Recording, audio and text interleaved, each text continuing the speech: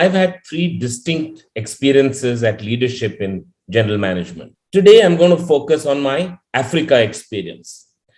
Now, this was a business that had lost money and not grown for a decade. And I was told by my boss at that time, the regional president for Africa, that, listen, Anand, this is our last chance, right? If you don't fix it, we're going to shut this business down and move out of East Africa. And that would have been a big thing for Unilever. So no pressure at all. So I packed my bags to move to Nairobi. So I landed in Nairobi expecting a warm welcome, as we've all heard of, the massive Indian diaspora that exists in Kenya and all of East Africa. Only to realize that Indians were disliked in East Africa. Because Indians went 100 years ago and, with their enterprising nature, took control of the business, the industry, and pretty much the country. And, people in my own leadership team in Unilever were actually asking, why do we need an Indian to come here and tell us what to do? I was unsettled, right? As it is, I went with apprehensions to Africa, and then this is what I saw when I landed there. And truth be told, I was completely outside my comfort zone.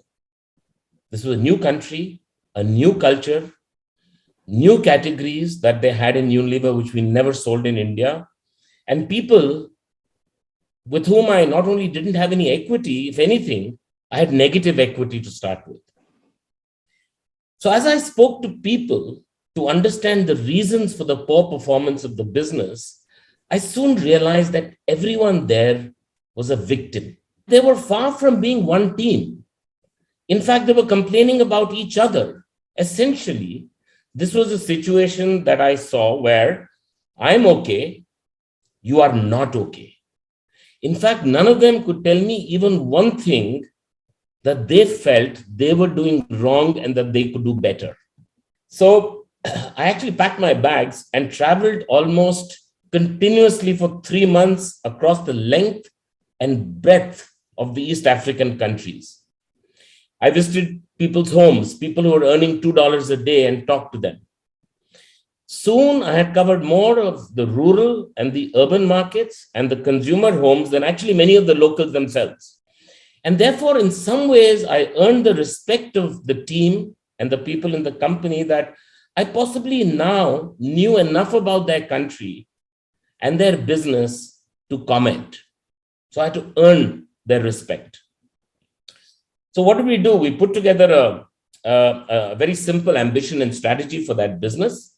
In fact, I packed up a lot of the learnings that I had from my Indian experience, right, into the plan for Africa. And we unveiled that plan to the larger company, created a simple scorecard to ensure that we measure what we wanted to get done. The business started turning around. And at the end of the year, the business was delivering double-digit growth and turned profitable. And this sustained for at least a decade thereafter till I kept track, even though I chose to leave Unilever at that time after 15 months in East Africa. Now, my legacy was that people had started believing in themselves, and they were now united by a common purpose and strategy. And, many speakers before have spoken about the importance of co-creation and co-ownership. Right? They were united by a common purpose and strategy to not only turn this business around, but to grow it. Mauli's philosophy of making the business successful by making the people succeed. My biggest learning was how to manage a really difficult situation that is out of your comfort zone. And even more importantly, the discontinuity in learning that an opportunity outside your comfort zone actually provides.